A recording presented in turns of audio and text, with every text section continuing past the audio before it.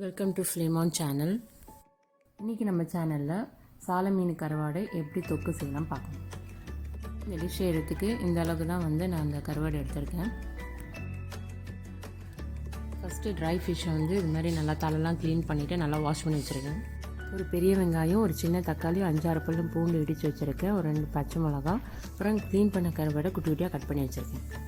ஒரு 1.5 ஸ்பூன் மிளகாத்தூள், ஒரு 2-3 பிஞ்ச் மஞ்சள்தூள், ஒரு 1/2 ஸ்பூன் மிளகுத்தூள், ஒரு 1/2 ஸ்பூன் ஜீரகத்தூள்.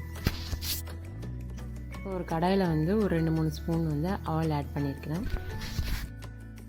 ஆயில் ஹீட் ஆனதும் வெந்தயம் கொஞ்சோண்டு ஆட் பண்ணிக்கலாம். அப்புறம் கறிவேப்பிலை ஆட் பண்ணிக்கலாம். கறிவேப்பிலை நல்லா பொரிஞ்சு வந்ததும் நம்ம கட் பண்ணி வச்சுருக்க வெங்காயம், பச்சை மிளகாய் ரெண்டுத்தையும் சேர்த்து நல்லா வதக்கிக்கலாம். வெடிச்சு வச்சுருக்க பூண்டு ஆட் பண்ணிக்கலாம்.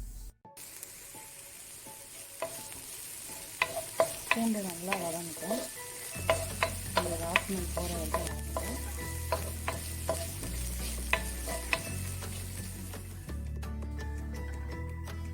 இப்போ பூண்டு நல்லா வதங்கி வந்ததும் நம்ம கட் பண்ணி வச்சுருக்க தக்காளி ஆட் பண்ணிக்கலாம். தக்காளி நல்லா சாஃப்டாக மசிஞ்சு வரணும், அந்த அளவுக்கு வதக்கிக்கலாம்.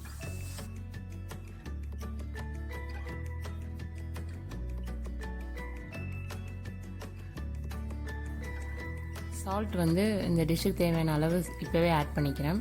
சால்ட்டுக்கு இந்த டிஷ்க்கு கம்மியாகவே ஆட் பண்ணிக்கலாம். ஆல்ரெடி அந்த ட்ரை ஃபிஷ்லும் கொஞ்சம் சால்ட் இருக்கும். இப்போ நம்ம எடுத்து வச்சுருக்க எல்லா மசாலாவும் இப்போ இந்த டிஷ்ஷில் ஆட் பண்ணிக்கலாம். இந்த மசாலா ஆட் பண்ணுறச்ச ஃப்ளேமை ரொம்ப ஸ்லோவாக வச்சுங்க, இல்லாட்டி மசாலா எல்லாம் கருகிடும். இந்த எண்ணெயிலே இந்த மசாலா எல்லாத்தையும் வதக்கிக்கலாம்.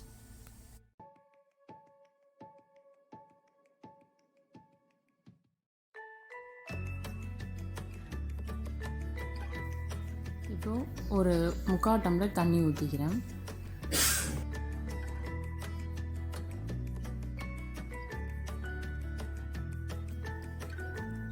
நல்லா இந்த மசாலா எல்லா இடத்துலையும் படுற மாதிரி நல்லா மிக்ஸ் பண்ணி விட்டுக்கலாம்.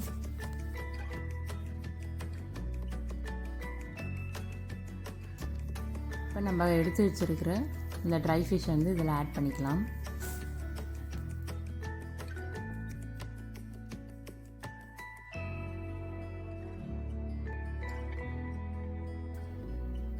இந்த ட்ரை ஃபிஷ் பார்த்திங்கன்னா நான் கடையில் வாங்கினதில்லை, இது ஹோம்மேட் ப்ரிப்ரேஷன். என் ஃப்ரெண்டு கொடுத்தாங்க.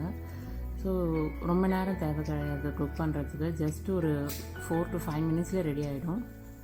நல்லா சுருள வதக்கிக்கலாம்.